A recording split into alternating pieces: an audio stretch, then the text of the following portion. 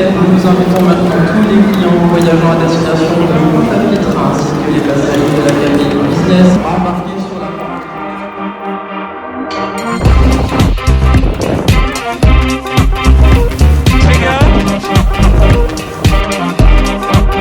Capitaine, laisse-toi trouver.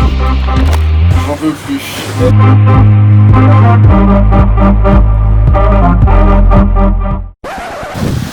L'arrivée en Guadeloupe très sympa, un grand soleil. Alors dès les premiers jours on s'est mis à préparer le bateau. Il y avait des petites bricoles, recoller un hublot. Et puis après on s'est mis en route pour les grandes courses.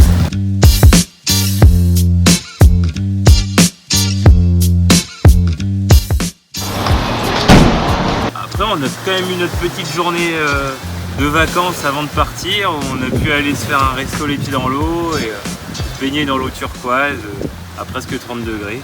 Là c'était une bonne petite après-midi sympa avant d'en prendre plein la tronche sur l'eau.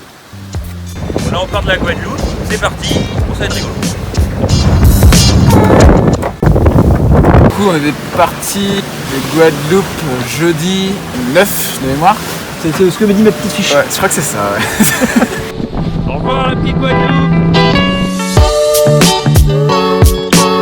Sur la barre, quasiment plein nord. Là c'est reaching, ça mouille un peu, ça secoue, mais il fait beau, il fait chaud.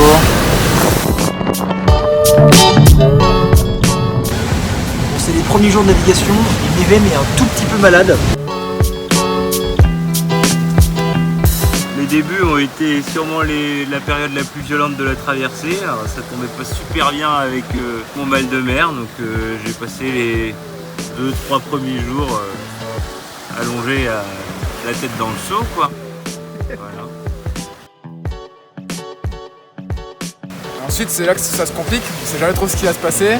Nous ça s'est pas bien passé. On est le matin du 5e jour, on est toujours en route vers les Açores, mais là le vent vient pile dans l'axe. Donc on est obligé de tirer des bords et c'est plutôt lent. On a passé 3-4 jours à galérer parce que le vent était pas là.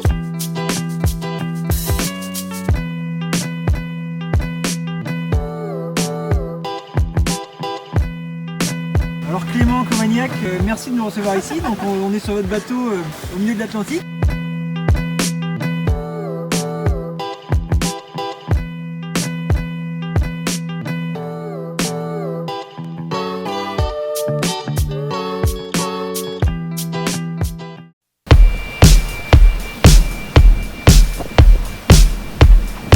Alors la nuit c'est toujours moi le premier qui commence. On fait chacun 2 heures de quart. Les autres peuvent dormir 4. Il y a les étoiles à regarder. Là en ce moment il y a la comète en plus, c'est super joli. Et puis on se relaie comme ça jusqu'au petit matin, jusqu'au lever du soleil. On se réveille tous un peu en décalé. Ensuite on essaye de se faire notre petit déj. Et souvent on repart pour une petite sieste le matin parce que ça fait pas de mal. 9e jour de convoyage, dans le matelas. Et là c'est plutôt pas mal la vue. Avec Léo là-bas. Après on se fait le petit repas du midi quand même, très important le repas.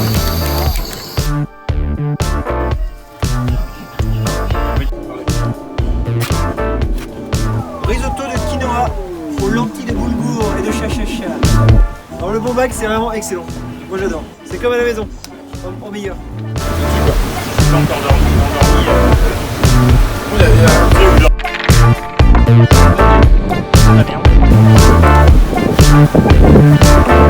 Ça valait ou rien et je mets un autre valet et voilà.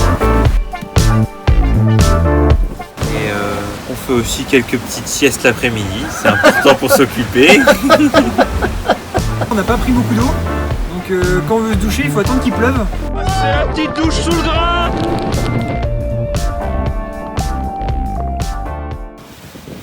Ah voilà les alizés au portant vers les Antilles, on est bien là. Allez Léo qui remplit la trappe avant. Capitaine, qu'est-ce qu'on a trouvé? Je sais pas. C'est un bidon.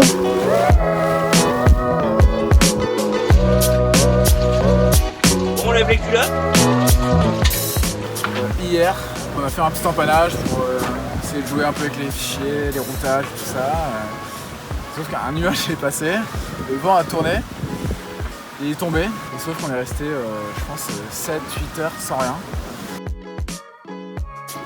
Et on se fait doubler par qui? Léo. Allez les gars. Qu'est-ce que tu fais? Je me barre, vous avancez pas, vous êtes collés là. Bon les gars, moi ça commence à me fouler cette pétole là, donc je me casse. Allez, ciao.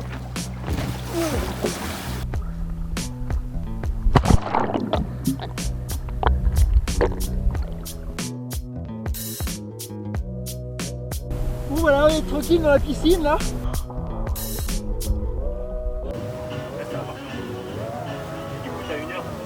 Voilà, ça c'est une transat. 15 nœuds de vent, ça glisse tout seul, c'est du portant, on est sur la route. C'est le feu.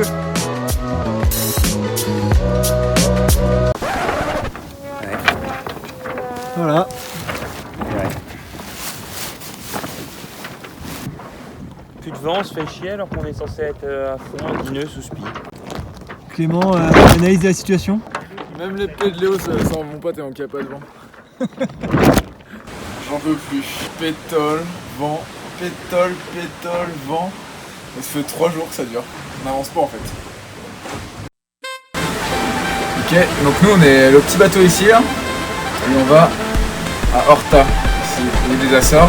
Il nous reste un peu moins de 400 000 à faire. Du coup il nous reste 3 jours de nave, si ça se passe bien. C'est dingue qu'on file autant au-dessus sans avoir de la pétole.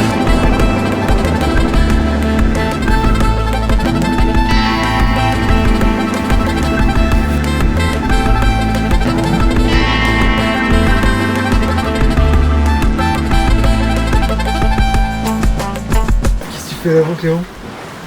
Je matos. Belle couverture en tout cas. Je pense que j'ai la couverture la plus chère au monde.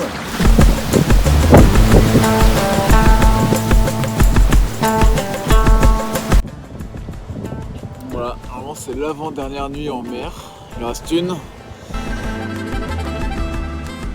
Un truc cool aussi avec le classe 40. On avance quasiment à 10 nœuds avec 13-14 nœuds de vent. Ça c'est pas mal ça. Ça nous rapproche vite de l'arrivée ça.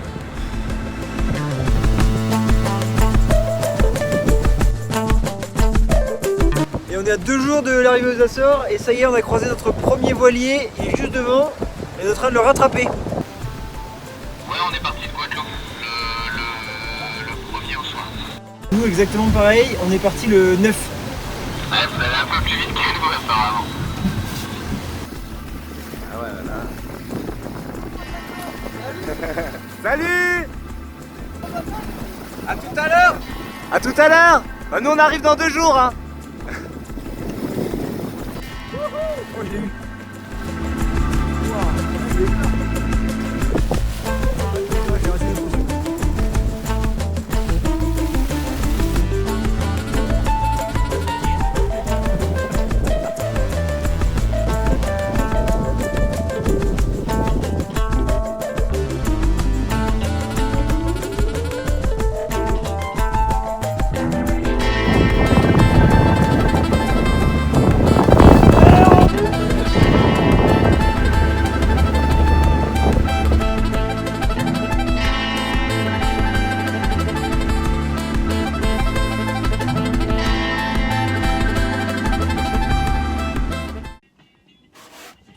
Bon là on est arrivé aux Açores mais on est encore au mouillage, on n'a pas le droit de débarquer tant qu'on n'a pas le test Covid. Mais heureusement, on s'est fait livrer à manger par le Peter's Bar, c'est royal.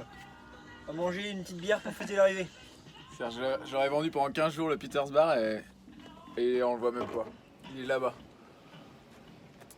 Mais ils ont été gentils, ils font le service à domicile, c'est cool.